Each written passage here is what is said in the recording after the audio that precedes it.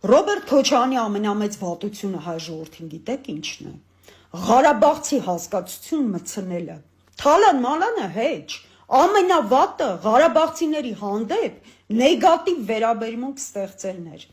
Ղարաբաղցիներին Հայաստանի հաշվին օլիգարխ ու արտոնյալ սարքելն ու ըստ էության Արցախյան շարժման ողջ իմաստն ու բովանդակությունը խեղաթյուրել փչացնելը։ Այս սա է աններելի։ Հայաստանի, հայաստանցիների համար Արցախյան շարժումն ամեն ինչ էր։ Բոլորը հանուն Արցախի ոտքի կանգնեցին։ Հավեսի համար չէր, մենք մեր համար հանգիստ, անհոգ, ապահով, երջանիկ ապրում էինք։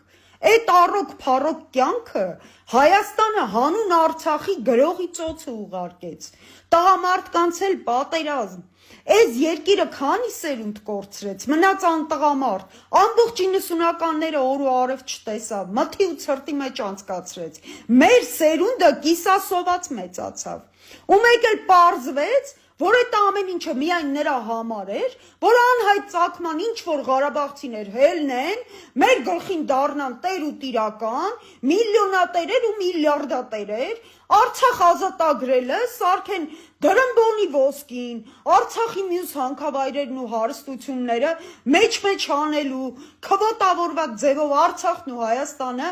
ՓԲԸ հիմունքներով տիրելու միջոց։ Հայաստանի ժողովրդին էլ սարքեն իրենց նմանների բարեկեցությունն ապահովող նոքիարներ։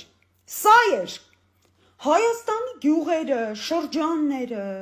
մնան անճանապարհ, մեր դպրոցներն ու մանկապարտեզները թողնեինք փլատակ, Հայաստան համահայկական հիմնադրամը միայն անունն էր Հայաստան, փողերը հավաքում կամ ուտում էին, կամ տանում Արցախում էին մի բան սարքում, ինչ փող կար, սփյուռքն էլ հետը կտվեր, տանեինք Արցախ սարքեինք, որ մեկ էլ ու նույն մաֆիան, որ երևի նույն Արցախի հասարակ ժողովրդին էլ, ոնց Հայաստանի ժողովրդին էլ լծի տակ պահում, այտենց էլ նրանց հրամայեր ու մի օրում այդ ամեն ինչը հենց այնպես թողնեին, գային լծվեին Հայաստան,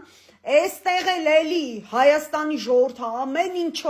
ինչով կարող է օգներ, բոլորին տեղավորեր, հետնել փող տար, որ տուն ու տեղ դնեին, ու մեկ էլ վիճից էլի 9 միլիոն է, 3 միլիոն է, ինչա, քիչ է,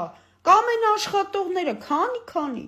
հարգելի արցախցիներ, դուք գիտեք, թե ձեր մուննաթներն ու հորթ ու փորթերը ոնց են արդեն հայաստանցիների նյարդերի վրա ազդում, թե բա մենք 70,000 դրամով ուսուցիչ աշխատողը չենք, մենք այտենց աշխատավարձով չենք կարա աշխատենք, մենք բարձր աշխատավարձների ենք սովոր։ Ղարաբաղը փաստորեն Հայաստանի գլխին Գազպրոմ էր սարքված, փողերը քերում, տանում միլիոննոց աշխատավարձեր էին բաշխում այնտեղ։ Մի օր մի տաքսիստ էր պատմում, թե բա